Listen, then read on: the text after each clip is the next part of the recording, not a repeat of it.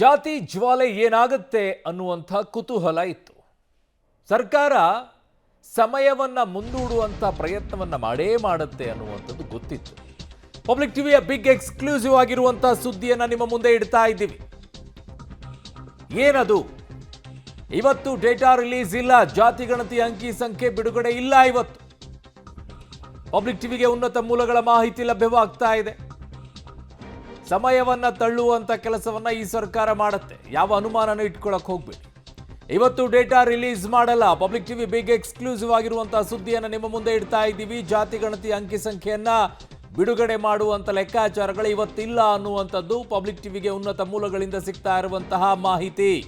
ಇದು ಪಬ್ಲಿಕ್ ಟಿವಿಯ big exclusive ಆಗಿರುವಂತಹ ಸುದ್ದಿ. ಇವತ್ತು ಜಾತಿ ಗಣತಿಯ ಲೆಕ್ಕಾಚಾರಗಳೆಲ್ಲವೂ ಕೂಡ ಆಚೆ ಬರುತ್ತೆ. ಆ ನಿಟ್ಟಿನಲ್ಲಿ ಇವತ್ತೆಲ್ಲವೂ ಕೂಡ ಮಾತುಕತೆ ಆಗಿ ಕ್ಯಾಬಿನೆಟ್ನಲ್ಲಿ ಸಚಿವರ ಅನುಮೋದನೆಯನ್ನ ಪಡ್ಕೊಂಡು ಲೆಕ್ಕಾಚಾರಗಳನ್ನ ಸರ್ಕಾರ ಬಿಡುಗಡೆ ಮಾಡುತ್ತೆ ಅಂತ ಇತ್ತು. ಇದು ಹಲವು ರೀತಿಯಾದಂಥ ಜಾತಿ ಸಂಘರ್ಷಕ್ಕೆ ನಾಂದಿ ಹಾಡುತ್ತೆ ಅಂತ ಇತ್ತು. ಬಟ್ ನಾವು ಹೇಳ್ತಾ ಇದ್ದಿದ್ದು ಸರ್ಕಾರ ಸಮಯವನ್ನ ಕಳೆಯುವಂತ ಕೆಲಸವನ್ನ ಮಾಡುತ್ತೆ. ಎಷ್ಟು ಬೇಗ ಆಚೆ ಇಟ್ಟುಬಿಟ್ರೆ ಜಾತಿ ಸಂಘರ್ಷಕ್ಕೆ ನಾಂದಿ ಹಾಡುತ್ತೆ, ಅದರ ಕೆಟ್ಟ ಹೆಸರು ಕೂಡ ಮಾನ್ಯ ಮುಖ್ಯಮಂತ್ರಿಗಳು ಬರುತ್ತೆ. ಹಾಗಾಗಿ ಇದನ್ನು ಸಮಯವನ್ನ ದೂಡುವಂಥ ಕೆಲಸವನ್ನ ಮಾಡ್ತಾರೆ, ಕಾಲಹರಣವನ್ನ ಮಾಡುವಂಥ ಕೆಲಸವನ್ನ ಮಾಡ್ತಾರೆ. ಸೊ ಆ ನಿಟ್ಟಿನಲ್ಲಿ ಈಗ ಮತ್ತೆ ನೋಡ್ತಾ ಇದ್ದೀರಾ, ಮುಚ್ಚಿದ ಬಾಕ್ಸ್ನಲ್ಲಿ ಈಗ ವರದಿ ತಗೊಂಡು ಹೋಗ್ತಾ ಇದ್ದಾರೆ. ಬಟ್ ಇವತ್ತು ಬಿಡುಗಡೆ ಅಂತೂ ಆಗಲ್ಲ. ನನ್ನ ಸಹೋದ್ಯೋಗಿ ಪೊಲಿಟಿಕಲ್ ಬ್ಯೂರೋ ಹೆಡ್ ಆಗಿರುವಂಥ ರವೀಶ್ ನನ್ನ ಸಂಪರ್ಕಕ್ಕೆ ಸಿಗ್ತಾ ಇದ್ದಾರೆ. ರವೀಶ್, ಈಗ ಬಿಗ್ ಎಕ್ಸ್ಕ್ಲೂಸಿವ್ ಸುದ್ದಿಯನ್ನ ಪಬ್ಲಿಕ್ ಟಿವಿ ಜನರ ಮುಂದೆ ಇಡ್ತಾ ಇದೆ, ರಾಜ್ಯದ ಜನರ ಮುಂದೆ. ಇವತ್ತು ಚರ್ಚೆ ಆಗುತ್ತೆ, ಆದರೆ ಅಂಕಿ ಸಂಖ್ಯೆಗಳನ್ನು ಹೊರಗಿಡೋಕೆ ಸರ್ಕಾರಕ್ಕೆ ಒಂದು ರೀತಿಯಾದಂಥ ಆತಂಕ ಇದೆಯಾ ಅಂತ, ಒಂದು ರೀತಿಯಾಗಿ ಅಂಜತನ ಕಾಡಿಸ್ತಾ ಇದೆಯಾ ಅಂತ.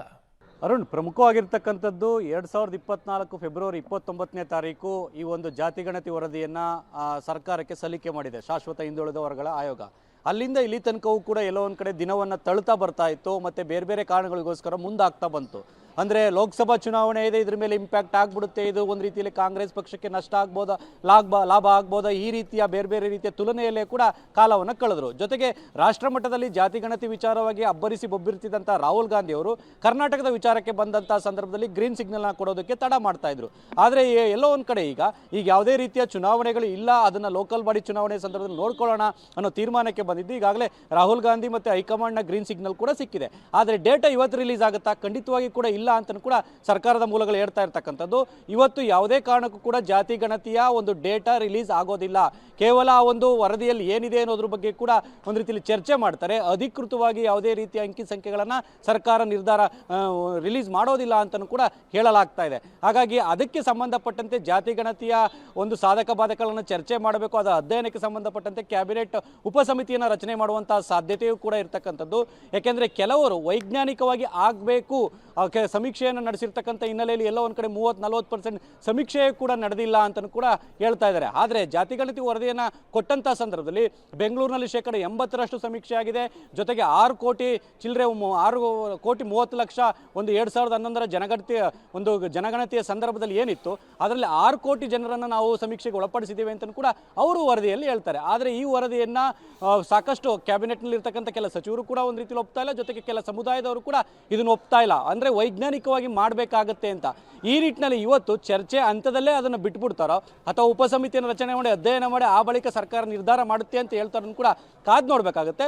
ಒಂದಂತೂ ಸತ್ಯ, ಇವತ್ತು ಮಾತ್ರ ಈ ಒಂದು ಡೇಟಾ ರಿಲೀಸ್ ಆಗೋದಿಲ್ಲ ಅನ್ನೋ ಮಾತುಗಳನ್ನು ಹೇಳ್ತಾ ಇರ್ತಕ್ಕಂಥದ್ದು. ಹಾಗಾಗಿ ಅಂತಿಮವಾಗಿ ಕ್ಯಾಬಿನೆಟ್ ಸಭೆ ಮುಗಿದ ಬಳಿಕ ಎಲ್ಲವೂ ಕೂಡ ಸ್ಪಷ್ಟವಾಗುತ್ತೆ. ಅರುಣ್, ಓಕೆ, ಹಾಗೆ ಸಂಪರ್ಕದಲ್ಲಿ ರವೀಶ್, ವಾಪಸ್ ನಿಮ್ಮ ಹತ್ರ ಬರ್ತೀನಿ.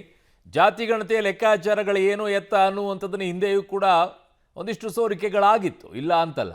ಬಟ್ ಇವತ್ತು ಅದು ಬಿಡುಗಡೆ ಆಗುತ್ತೆ, ಸರ್ಕಾರ ದಿಟ್ಟ ನಿರ್ಧಾರವನ್ನು ತೆಗೆದುಕೊಳ್ಳುತ್ತೆ ಅಂತ ಇತ್ತು. ಪ್ರಬಲವಾಗಿ ಲಿಂಗಾಯತ ಮತ್ತು ಒಕ್ಕಲಿಗರು ಅದಕ್ಕೆ ಪ್ರಬಲವಾಗಿ ವಿರೋಧವನ್ನು ವ್ಯಕ್ತಪಡಿಸ್ತಾ ಇದ್ರು. ಕಾರಣ ಇದು ಯಾವುದೇ ರೀತಿಯಾಗಿ ಸರಿಯಾಗಿ ಗಣತಿಯನ್ನು ಮಾಡಿಲ್ಲ ಅಂತ ಹೇಳಿ. ಸೊ ಸಿದ್ದರಾಮಯ್ಯನವರು ಮುಖ್ಯಮಂತ್ರಿ ಇವತ್ತು ಡೇಟಾ ರಿಲೀಸ್ ಅಂತೂ ಮಾಡೋದಿಲ್ಲ. ಕುರುಬ ಸಮಾಜದಿಂದ ಬಂದಿರುವಂಥವರು ಸಿದ್ದರಾಮಯ್ಯನವರು. ಹಾಗಾಗಿ ಈ ಲೆಕ್ಕಾಚಾರಗಳು 2015ರಿಂದನೂ ಕೇಳಿ ಬರ್ತಾ ಇದ್ದಿದ್ದು ಬೇರೆ ಬೇರೆ ರೀತಿಯಲ್ಲಿ. ಈಗ ಸೋರಿಕೆ ಜಾತಿ ಗಣತಿ ಪ್ರಕಾರ ನಿಮಗೆ ಹೇಳೋದಾದರೆ ಪರಿಶಿಷ್ಟ ಜಾತಿ 1,08,00,000 ಇರೋದು, ಪರಿಶಿಷ್ಟ ಪಂಗಡ 42 ಲಕ್ಷ ಇರೋದು. ಇದೆಲ್ಲವೂ ಕೂಡ ಸೋರಿಕೆ ಆಗಿದ್ದಿತ್ತು, ಹಿಂದೆಯೂ ಕೂಡ ಸೋರಿಕೆ ಆಗಿತ್ತು. ಮುಸ್ಲಿಂ ಸಮುದಾಯ 74 ಲಕ್ಷ ಇದೆ ಅಂತ ಹೇಳಿದರು. ಮುಸ್ಲಿಂ ಸಮುದಾಯ 74 ಲಕ್ಷ ಇದೆ ಅಂತ, ಲಿಂಗಾಯತ 73 ಲಕ್ಷ ಇದೆ ಅಂತ ಹೇಳಿ ಇಲ್ಲೇ ಜಟಾಪಟಿ ನಡೀತಾ ಇರೋದು. ಒಕ್ಕಲಿಗ 70 ಲಕ್ಷ ಇದೆ ಅಂತ ಹೇಳಿ. ಹಾಗಾಗಿ ಲಿಂಗಾಯತ ಮತ್ತು ಒಕ್ಕಲಿಗರಲ್ಲಿ ಹೇಗೆ ಲೆಕ್ಕಾಚಾರ ಅಂತಂದರೆ ನಮಗಿಂತ ಅವ್ರು ಜಾಸ್ತಿ ಇದ್ದಾರೆ, ಅವ್ರಿಗಿಂತ ನಾವು ಜಾಸ್ತಿ ಇದ್ದೀವಿ ಅನ್ನುವಂಥದ್ದು. ಹಾಗಾಗಿ ಇದನ್ನು ಸರಿಯಾಗಿ ಮಾಡಿಲ್ಲ ನೀವು ಅಂತ ಹೇಳಿ. ಸೊ ಆ ನಿಟ್ಟಿನಲ್ಲಿ ಈಗ ಅನೇಕರಂಥ ಚರ್ಚೆಗಳಿಗಿದೆ. ಕುರುಬ 45 ಲಕ್ಷ, ಮರಾಠ 16 ಲಕ್ಷ ಇರೋದು, ಬ್ರಾಹ್ಮಣ 15 ಲಕ್ಷ, ವಿಶ್ವಕರ್ಮ 15 ಲಕ್ಷ, ಈಡಿಗ 14 ಲಕ್ಷ. ಸೊ ಇವೆಲ್ಲರಿಗೂ ಕೂಡ ಒಂದಿಷ್ಟು ಲೆಕ್ಕಾಚಾರಗಳಿದೆ. ಇದರ ಮೂಲಕವಾಗಿ ಒಳ ಮೀಸಲಾತಿಯನ್ನು ಕೊಡುವಂಥ ಲೆಕ್ಕಾಚಾರಗಳು ಸರ್ಕಾರದ ಮುಂದೆ ಇದೆ, ಸಿದ್ದರಾಮಯ್ಯನವರ ಮುಂದೆ ಇದೆ. ಹಾಗಾಗಿ ಅದು ಜಟಾಪಟಿಗೆ ನಾಂದಿ ಹಾಡುತ್ತೆ ಅಂತ ಹೇಳಿ. ನೀವು SC/ST ಅಲ್ಲಿ ತಗೊಂಡ್ರೆ ಅಲ್ಲೇ ಎಡಗೈ ಮತ್ತು ಬಲಗೈ ಜಟಾಪಟಿ ಶುರುವಾಗುತ್ತೆ. ಲಿಂಗಾಯತ ಒಕ್ಕಲಿಗರದಲ್ಲಿ ಒಂದಿಷ್ಟು ಲಿಂಗಾಯತರಲ್ಲೂ ಕೂಡ ಮತ್ತೆ ಜಟಾಪಟಿ ಶುರುವಾಗುತ್ತೆ. ಈಡಿಗ 14, ಬೆಸ್ತ 14.5 ಲಕ್ಷ, ಕ್ರೈಸ್ತ 12 ಲಕ್ಷ, ಗೊಲ್ಲ ಅಂದರೆ ಯಾದವರು 10.5 ಲಕ್ಷ, ಉಪ್ಪಾರ, ಮಡಿವಾಳ, ಅರೆ ಅಲೆಮಾರಿ ತಲಾ 7 ಲಕ್ಷ ಇದ್ದಾರೆ. ಕುಂಬಾರ ಮತ್ತು ತಿಗಳರು ತಲಾ 5 ಲಕ್ಷ ಇರೋದು. ಜೈನರು 3 ಲಕ್ಷ ಇದ್ದಾರೆ ಅನ್ನುವಂಥದ್ದು ಹಿಂದೆ ಸೋರಿಕೆಯಾದಂತಹ ಜಾತಿ ಗಣತಿಯ ಲೆಕ್ಕಾಚಾರಗಳು. ಇದು ವೈಜ್ಞಾನಿಕವಾಗಿ ಮಾಡಿಲ್ಲ ಅನ್ನುವಂಥದ್ದೇ ಬಹಳ ದೊಡ್ಡ ಮಟ್ಟದಲ್ಲಿ ಇತ್ತು. ಕಾರಣ ಬಹಳಷ್ಟು ಜನ ಹೇಳ್ತಾ ಇರೋದು, ನಮ್ಮ ಮನೆಗೆ ಬಂದು ಯಾವುದನ್ನು ಏನು ವಿಚಾರಣೆನೇ ಮಾಡಲಿಲ್ಲ, ಅದು ಹೆಂಗೆ ಲೆಕ್ಕಾಚಾರ ಕೊಟ್ಟರು, ಯಾವ್ಯಾವ ಭಾಗಗಳಲ್ಲಿ ಎಷ್ಟಿದ್ದಾರೆ ಅಂತ ಅವ್ರು ಯಾವ ಲೆಕ್ಕಾಚಾರಗಳಲ್ಲಿ ಕೊಟ್ಟರು ಅಂತ ಹೇಳಿ. ಅನೇಕ ನಾಯಕರುಗಳೇ ಕಾಂಗ್ರೆಸ್ನಲ್ಲಿರೋರು ಹೇಳಿದ್ದಾರೆ, BJPಯಲ್ಲಿರೋರು ಹೇಳಿದ್ದಾರೆ, JDSನಲ್ಲಿದ್ದಾರೆ. ಅವ್ರ ಮನೆಗೂ ಹೋಗಿಲ್ಲ, ಏನೂ ಇಲ್ಲ. ಅದು ಹೆಂಗೆ ಸಮೀಕ್ಷೆ ಮಾಡಿಬಿಟ್ರಿ ಇವರು? ಇದನ್ನು ಗಣತಿ ಅನ್ನೋದಕ್ಕಿಂತಲೂ ಕೂಡ ಇದನ್ನು ಸಮೀಕ್ಷೆ ಅಂತ ಕರಿಬೇಕು ಅಂತ ಬಹಳಷ್ಟು ಜನ ಹೇಳಿದರು. ಆದರೆ ಕೇಂದ್ರ ಸರ್ಕಾರ ಏನಾದರೂ ಈಗ ಜನಗಣತಿಯನ್ನು ಮಾಡೋಕ್ಕೆ ಶುರು ಮಾಡಿದರೆ ಅಲ್ಲೊಂದು ಕಾಲಮ್ ಕೂಡ ಬರುತ್ತೆ, ಜಾತಿ ಗಣತಿ. ಆಗ ಈ ಗಣತಿಗೆ ಯಾವುದೇ ವ್ಯಾಲ್ಯೂ ಇರೋದಿಲ್ಲ, ಟುಸ್ ಪಟಾಕಿ ಆಗತ್ತೆ. ಇನ್ನು ರಾಜ್ಯದಲ್ಲಿ ಪರಿಶಿಷ್ಟ ಜಾತಿ ಪಂಗಡದವರೇ ಹೆಚ್ಚಾಗಿರೋದು. ರಾಜ್ಯದಲ್ಲಿ ಪರಿಶಿಷ್ಟ ಜಾತಿ ಪಂಗಡದವರೇ ಹೆಚ್ಚಾಗಿರೋದು. ಜನಸಂಖ್ಯೆ ಸರಿಸುಮಾರು 1.5 ಕೋಟಿ ಆಗ್ತಾರೆ ಅವರು. ಯಾಕಂದರೆ ಪರಿಶಿಷ್ಟ ಜಾತಿ 1.8 ಕೋಟಿ, ಪರಿಶಿಷ್ಟ ಪಂಗಡ 42 ಲಕ್ಷ, ಎರಡೂ ಸೇರಿದರೆ 1.5 ಕೋಟಿ ಆಗ್ತಾರೆ. ಮುಸ್ಲಿಂ ಸಮುದಾಯ ಜನಸಂಖ್ಯೆ 74 ಲಕ್ಷ ಇದ್ದಾರೆ. ಎರಡನೇ ಅತಿ ಹೆಚ್ಚು ಜನಸಂಖ್ಯೆ ಕರ್ನಾಟಕದಲ್ಲಿರೋದು. ಹಾಗಾಗಿನೇ ಅತಿ ಹೆಚ್ಚಾಗಿ ಕಾನ್ಸಂಟ್ರೇಟ್ ಮಾಡ್ತಾ ಇರುವಂಥದ್ದು ಕಾಂಗ್ರೆಸ್ ಮುಸ್ಲಿಂ ಸಮುದಾಯದ ಮತಗಳ ಮೇಲೆ. ಯಾಕಂದರೆ ಲಿಂಗಾಯತ ಒಡೆದೋಗುತ್ತೆ, ಒಕ್ಕಲಿಗನೂ ಕೂಡ ಓಟ್ಗಳು ಒಡೆದೋಗ್ಬಿಡುತ್ತೆ. ಮುಸ್ಲಿಂ ಡಾಮಿನೇಟ್ ಆಗಿ ಇಟ್ಕೊಂಡ್ಬಿಟ್ರೆ, ಮುಸ್ಲಿಂ ಮತ್ತು SC/STಯನ್ನು ಇಟ್ಕೊಂಡ್ಬಿಟ್ರೆ ಸಾಕು ಅನ್ನುವಂಥ ಲೆಕ್ಕಾಚಾರದಲ್ಲಿರೋದು. ಲಿಂಗಾಯತ ಒಕ್ಕಲಿಗ ಹೆಂಗಾದರೂ ಬಂದೇ ಬರುತ್ತೆ, ಅದರಲ್ಲಿ ಒಂಚೂರು ಡಿವೈಡ್ ಆಗಿಬಿಟ್ರೆ ಅನ್ನುವಂಥ. ಸೊ ಲಿಂಗಾಯತ ಸಮುದಾಯ ಸಂಖ್ಯೆ ಸರಿಸುಮಾರು 73 ಲಕ್ಷ ಇದೆ. ಒಕ್ಕಲಿಗ 70 ಲಕ್ಷ ಇರೋದು. ಒಕ್ಕಲಿಗರ ಜನಸಂಖ್ಯೆ ಸರಿಸುಮಾರು 70 ಲಕ್ಷ ಇದೆ. ಇದೇ ಎರಡು ಸಮುದಾಯಗಳಲ್ಲಿ ಬಹಳ ಫೈಟ್ ನಡೀತಾ ಇರೋದು, ಲಿಂಗಾಯತ ಮತ್ತು ಒಕ್ಕಲಿಗರ ನಡುವೆ.